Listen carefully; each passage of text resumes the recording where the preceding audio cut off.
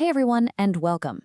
Today, we're going to dive into something that's absolutely crucial in our super connected world: what good customer service actually means, and more importantly, why that idea is definitely not the same everywhere you go.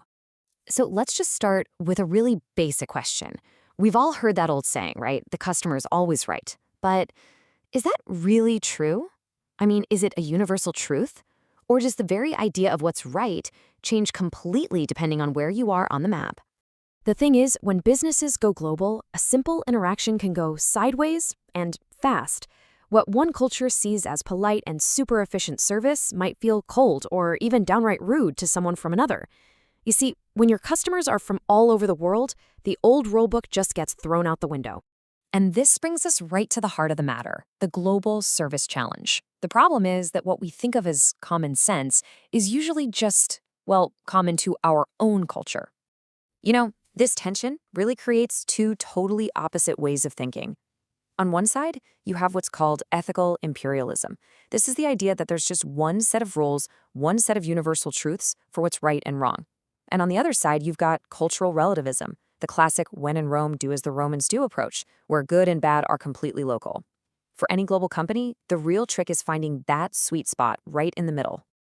So, how do we even begin to make sense of all these differences without just falling back on stereotypes? Well, we need a framework, and one of the best out there comes from a researcher named Geert Hofstede, who came up with a really powerful way to understand these cultural dimensions. Okay, so Hofstede's first dimension is something called power distance. This is all about how a society deals with inequality. Basically, it's a measure of how okay people are with the fact that power and status aren't spread out evenly. For example, in cultures with high power distance, like China or Brazil, status is a huge deal. You show deep respect for your elders and people in authority, and you'd expect service workers to be pretty deferential. But then you have low power distance cultures like Canada and the US, which are way more egalitarian.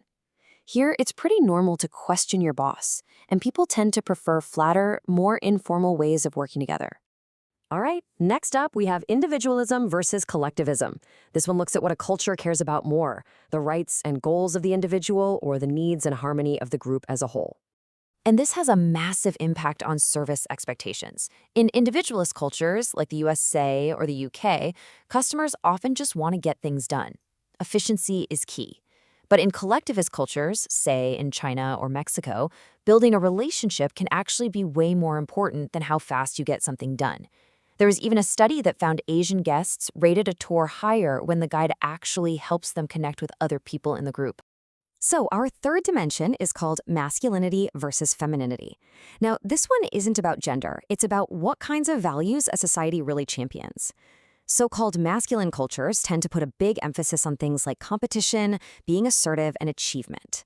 Feminine cultures, on the other hand, care more about cooperation, modesty, and the overall quality of life.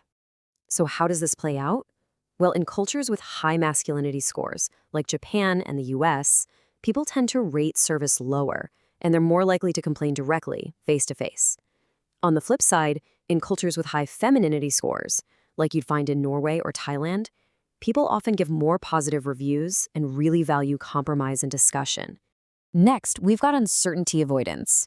This dimension is really all about how a culture deals with the unknown. Are people comfortable with a bit of risk and ambiguity, or do they really prefer clear rules, traditions, and things to be predictable? This one has a huge impact on modern business. Think about it. Cultures with high uncertainty avoidance, like Japan and Germany, were a bit slower to jump on the bandwagon with things like online shopping. They preferred the tradition and familiarity of a real store. But cultures with low uncertainty avoidance, like China and the UK, tend to jump on new technologies way faster. Our fifth dimension is all about time. Does a culture have a long-term or a short-term orientation? It's about whether a society is focused on the future, valuing things like persistence and saving money, or if it's more focused on the here and now, like getting quick results and enjoying leisure time. And you can see this in really practical ways. In long-term oriented cultures like China and Germany, people are more likely to value being thrifty and pay with cash or a debit card. But in short-term oriented cultures like the USA and Argentina, there's more emphasis on getting quick results and enjoying life. So you see a much greater use of credit cards. And finally, Hofstede's sixth dimension gets at a culture's attitude toward enjoyment. Indulgence versus restraint. Does a society basically say, go for it, have fun, enjoy life?